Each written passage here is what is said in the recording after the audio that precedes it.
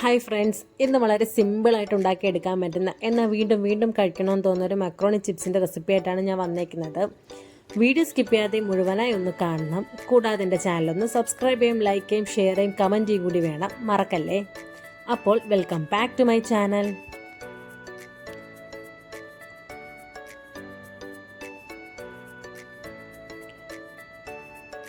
ഇതിനായി ഒരു പാനിലേക്ക് കുറച്ചധികം തന്നെ വെള്ളം ഒഴിച്ചു കൊടുക്കാം.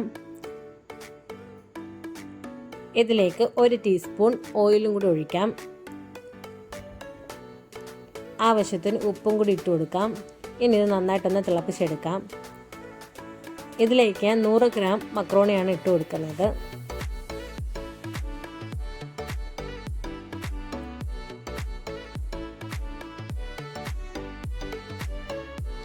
ഇതൊന്നിനി ഇളക്കിയെടുക്കാം. മക്രോണി ഒന്ന് വേവിച്ചെടുക്കാം. ഒരുപാട് വെന്ത് പോകേണ്ട, ഒരു 90% മാത്രം ഇത് വെന്താൽ മതിയാകും. ദാ ഇതുപോലെ. ഇനി ഇത് നമുക്ക് ഊറ്റി മാറ്റി വയ്ക്കാം. ഒരു ബൗളിലേക്ക് വെള്ളം ഊറ്റിക്കളഞ്ഞ മക്രോണി ഇട്ട് കൊടുക്കാം.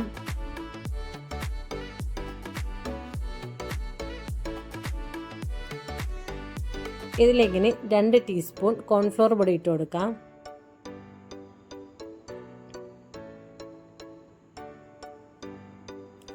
ഒരു ടീസ്പൂൺ മൈദപ്പൊടിയും കൂടി ഇട്ട് കൊടുക്കാം. ഇനി ഇത് നന്നായിട്ടൊന്ന് മിക്സ് ചെയ്തെടുക്കാം. ഇതിലേക്ക് ചെറിയ എരിവിനായി 1/4 ടീസ്പൂൺ മുളക് പൊടിയും ഒരു ഫ്ലേവറിന് വേണ്ടിയിട്ട് ഗരം മസാലയും ഇട്ട് കൊടുക്കുന്നുണ്ട്, 1/4 ടീസ്പൂൺ. ഇവിടെ കുഞ്ഞുങ്ങളൊക്കെ ഉള്ളതുകൊണ്ട് കേട്ടോ ഞാൻ 1/4 ടീസ്പൂൺ മുളക് പൊടി എടുത്തത്. നിങ്ങൾക്ക് എരിവ് കൂടുതൽ വേണമെങ്കിൽ കുറച്ച് അധികം മുളക് പൊടി ചേർക്കാം. ഇനിയില്ലെങ്കിൽ മാഗിയുടെ കിട്ടുന്ന മാഗി പൗഡറോ അങ്ങനെ എന്ത് വേണമെങ്കിലും യൂസ് ആക്കാം.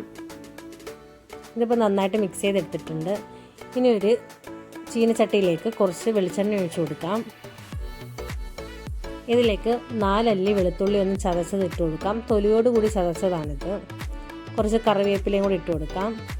നല്ലൊരു ഫ്ലേവറിന് വേണ്ടിയാട്ടോ ഇങ്ങനെ ചെയ്യുന്നത്. എണ്ണയിലെ വെളുത്തുള്ളിയുടെയും കറിവേപ്പിലയുടെ നല്ല ഫ്ലേവർ കാണും.